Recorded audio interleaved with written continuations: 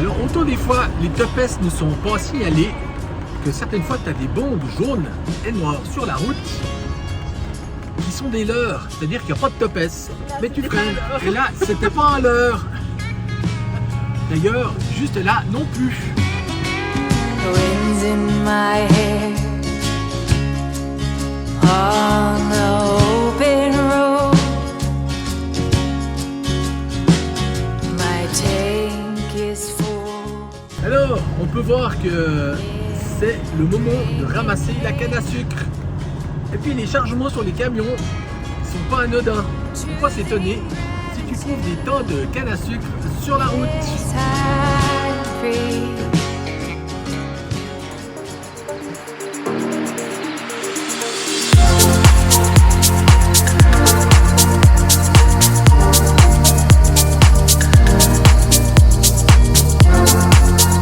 Carole, tu peux faire ton parcours en fonction des visites que tu veux faire tout au long de notre périple au Mexique, ou plutôt de nos périples. C'est pas certain que nous arriverons à le faire en une seule fois. Il y a par exemple Tulum, qui se trouve là-bas, ou Chichen Itza, un petit peu plus haut, Teotihuacan, juste au-dessus de Mexico, et plein d'autres, comme vous pouvez le voir. Naked and free. Et pour l'instant, nous nous trouvons juste ici, à Tenochtitlan, ou à Gachimontones. The ocean breeze kissing my skin.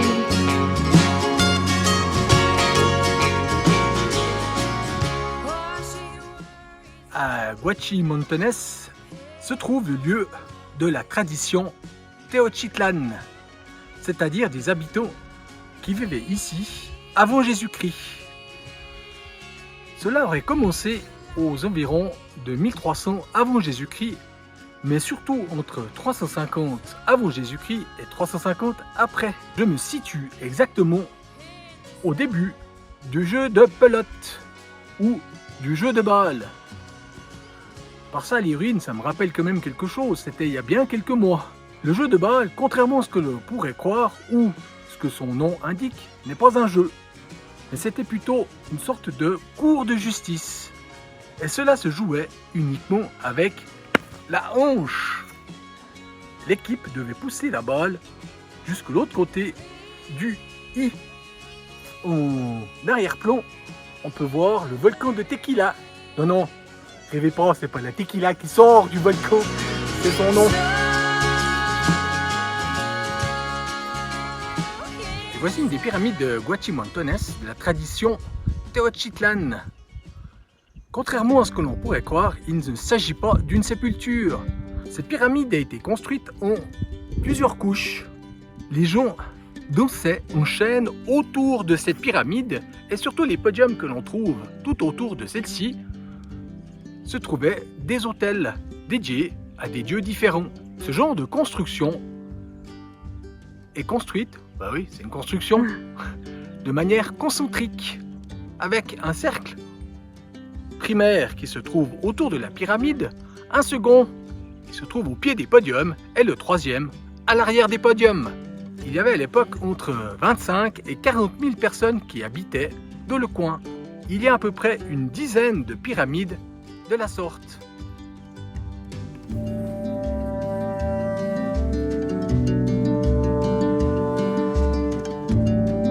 Alors vous me direz si c'était bien ou pas.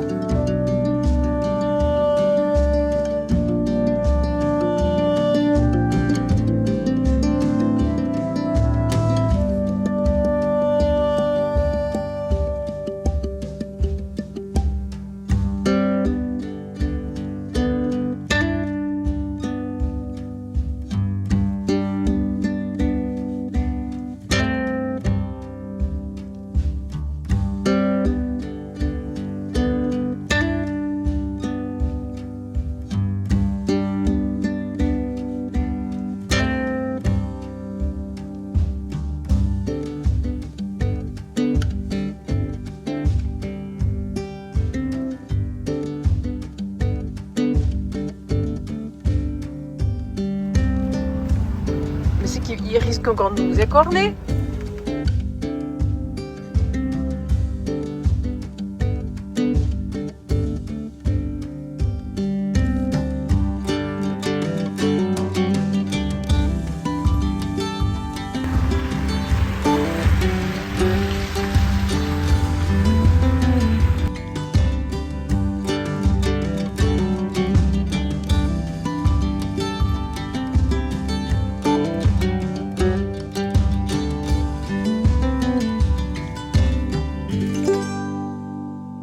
Tadam, tadadadam, dam, dam. Tadam, tadadadam, dam. Tadam, tadadadam, dam, dam. Tadam, tadadadam, dam. Mais plus fort. Tequila. Mais nous n'avons encore rien bu. Non, c'est au matin quand même. Hein. Il n'y a pas de vapeur non plus. Même si un célèbre écrivain a écrit qu'il rêvait de voir des rivières d'alcool à Tequila. Je ne me rappelle plus son nom, mais je vous le mettrai juste là. Nous sommes désolés pour la qualité de la lumière. Eh oui, ces jours blancs. Décidément, on n'a pas véritablement beaucoup de chance avec la météo ces derniers jours. Mais ça va s'améliorer. La déesse de Tequila, ou plutôt du plateau central mexicain, Mayahuel, une déesse aztèque. La déesse de la fertilité de la terre. C'est pour que le maguey, ou plutôt l'agave bleue, puisse pousser.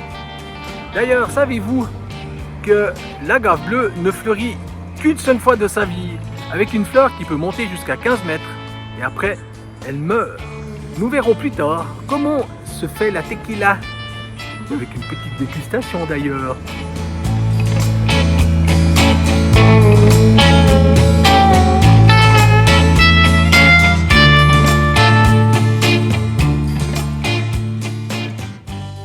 Alors on peut voir que Tequila est une ville touristique.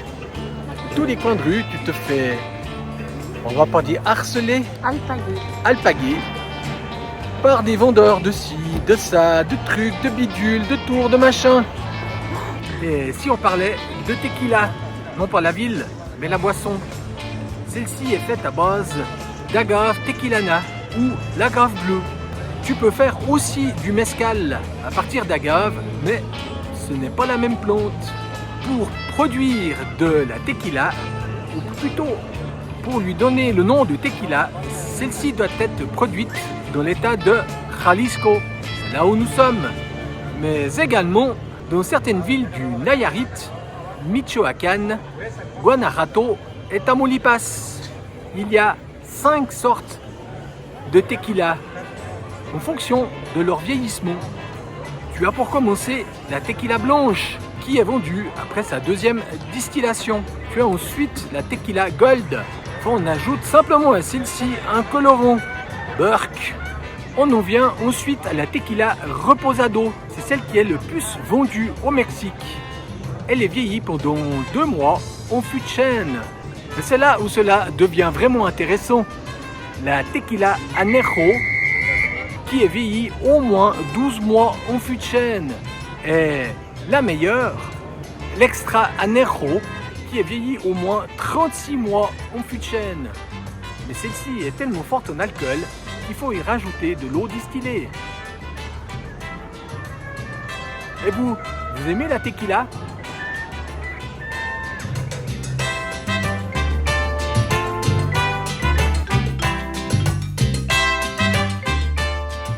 Tu crois que la tequila c'est de la piquette ? Peut-être, ouais.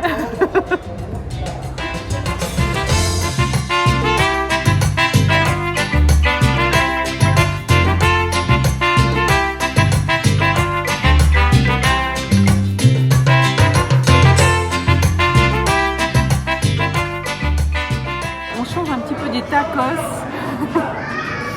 C'est des chilaquiles à la tequila et aux œufs.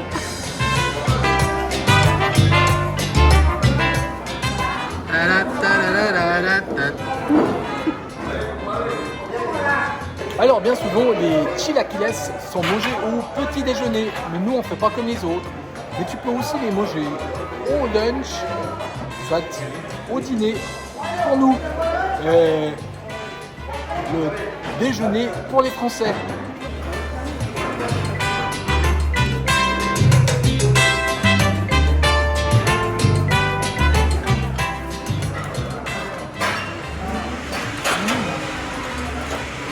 C'est bon. Alors que nous déambulons dans les rues colorées de Tequila, comment était ton chilaquiles? Très bon. Il faut savoir que le chilaquiles est fait comme beaucoup de choses au Mexique à base de tortilla. Celle-ci était au maïs avec souvent de la purée d'haricots, puis tu rajoutes ce que tu veux. Pour moi c'était l'œuf. Et il faut savoir aussi que les Mexicains sont de grands mangeurs d'œufs ou d'œufs. C'est pour ça que nous on peut pas en acheter. Parce que tu les trouves soit en lot de 30 ou de 15. Et puis on aime bien les œufs. Mais bon, on va pas manger 10 œufs par jour. Et lorsque je disais que les Mexicains sont des grands mangeurs d'œufs, ils en consomment environ 300 par année. Je vous laisse faire le calcul.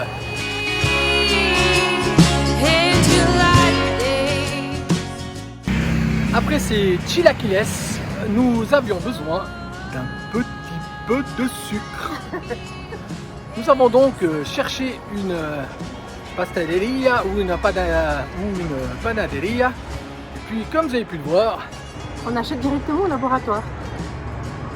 Vaut mieux acheter des cookies, biscuits directement sur place, sur place au lieu des paquets industriels où on ne sait pas ce qu'il y a dedans.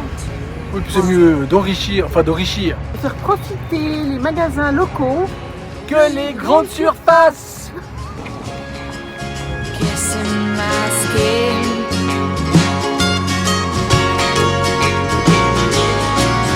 Washing worries off. Et le chien, t'es gentil avec le chat? Ça. Ok, tu vas nous dire ce que c'est ça? C'est de l'obsidienne, une pierre semi-précieuse. En fait, c'est de la pierre volcanique. Étant donné que le volcan Tequila est juste là, celui-ci vient d'ici. Lorsque nous étions à Guachimontones, nous avons pu apprendre que, à une certaine époque, les indigènes ou autochtones d'ici utilisaient cette pierre comme un silex pour faire des couteaux, des ciseaux, des poinçons, tous les outils utilisés à l'époque. Et des flèches. Et des flèches. Des pointes de flèches. Ouais. Aujourd'hui, on la trouve par terre, sur la route. Donc je vais la remettre à sa place. Ouais, autrement tu vas l'entendre. Je sais plus. Tu la poses à sa place ou j'appelle la police? Là, c'est là.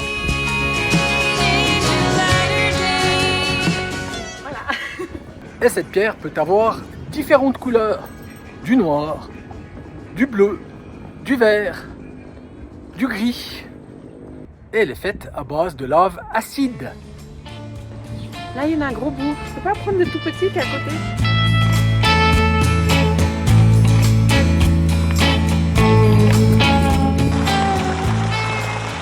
Voici le stop où nous sommes à Tequila, chez José, ou plutôt à la distillerie Puntual. Tu peux y loger et tu peux également y faire une petite dégustation. C'est parfait quand tu cumules les deux. Le coût, 400 pesos per personne. Ou alors 800 côté 2. Ce qui comprend la nuitée et la visite de la distillerie. Avec des explications. Et des dégustations. Tu peux également y rester une deuxième nuit au coût de 150 pesos, soit 7,50 francs. Et maintenant, il est l'heure d'aller déguster la tequila. Surtout d'aller visiter la distillerie. D'aller déguster la tequila. Alors, les plantes d'agave bleues que vous voyez là-bas ont 4 mois.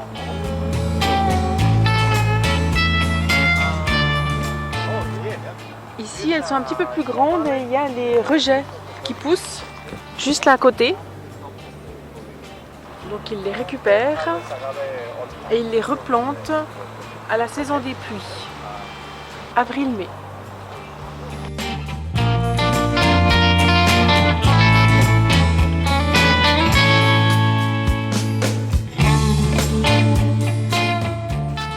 savoir que l'agave se récolte au bout de 9 ans. Ici, nous sommes devant de l'agave âgée de 7 ans. Précédemment, les premières étaient de 4 mois et ensuite de 5 ans. Vous remarquez qu'il faut énormément de temps pour produire de la tequila.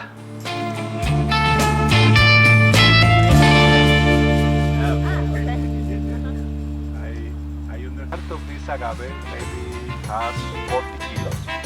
In the time when the agave was Il very est temps de vous donner quelques explications sur la tequila.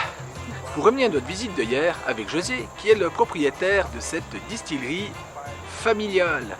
Cela fait 4 générations qu'il cultive l'agave bleue à tequila. C'est une toute petite entreprise qui n'a rien à voir avec les monstres que sont José Cuervo ou Sausa. Il faut 9 ans pour que l'agave bleue arrive à maturité. Vous voyez le temps nécessaire pour pouvoir récolter cette plante afin de pouvoir la distiller et d'obtenir de la tequila. Au bout de 9 ans, le plomb est récolté, c'est-à-dire seulement la partie où se trouve le bulbe qui est en dessus de la terre. Ça ressemble à un ananas. Ce bulbe pèse environ 80 kg au bout de ces 9 ans. Et vous obtenez 1 litre de tequila avec 7,5 kg. Je pense qu'il faut être très patient pour cultiver l'agave et distiller la tequila. José nous a également expliqué que son exploitation dépend, bien sûr, comme toutes les autres dans ce domaine, que ce soit l'agriculture, la viticulture ou les maraîchers, du prix de l'agave. Et lorsque le prix est élevé, il nous a expliqué également que certains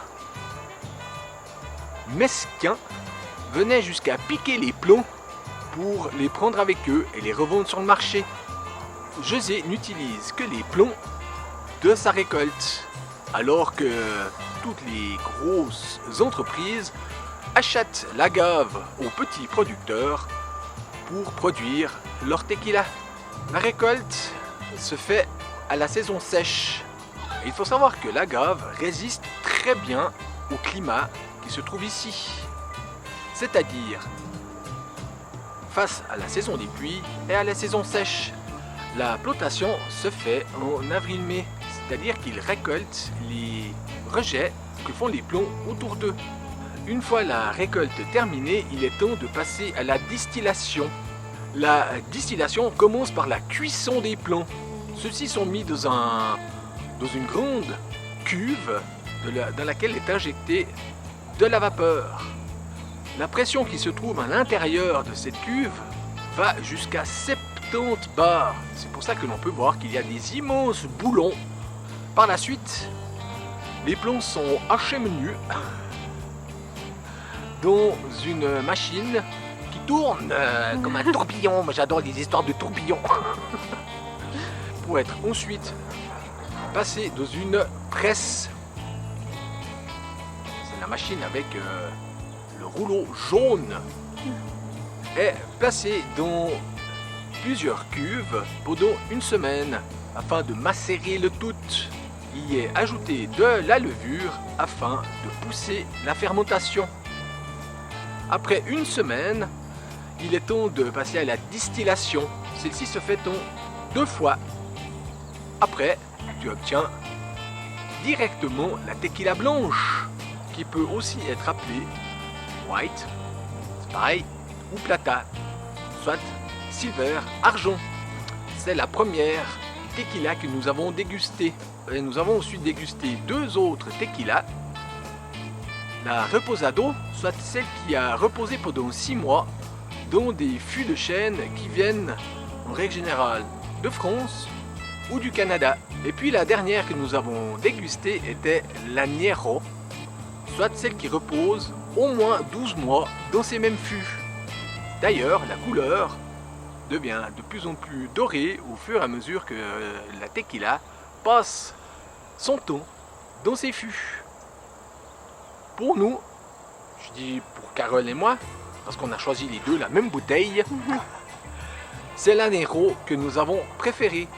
Celle-ci est plus suave en goût. est la particularité de ces tequilas, car José nous a expliqué comment les déguster, c'est que lorsque tu mets ta tequila dans ton verre, il faut au premier tourner gentiment ton verre afin de voir s'il n'y a pas une petite collerette qui se forme sur ton verre. Si la collerette se forme, cela veut dire que ta tequila est 100% agave, naturelle et sans ajout de produits chimiques. On a dégusté, allez, je peux vous le dire, 4 verres. Et on n'a même pas mal à la tête. Si tu veux savoir si ta tequila est bonne et que celle-ci n'est pas chimique ou n'a pas d'ajout chimique, il suffit de mettre ton nez sur le verre. Si ça ne te pique pas le nez, c'est qu'elle est totalement bio. Si tu mets ton œil dessus aussi et que ça ne pique pas, c'est qu'elle est totalement bio. C'est une chose à savoir. Sinon, tu peux l'acheter. Enfin, c'est ce qu'il nous a dit. C'est maintenant que se finit notre séjour à Tequila. On va aller dire au revoir à José et à sa famille. Et puis, on va en direction de la côte. Profiter du sun. Washington. Washington. Là, ça, c'est Washington. Et c'est petit. Et Washington.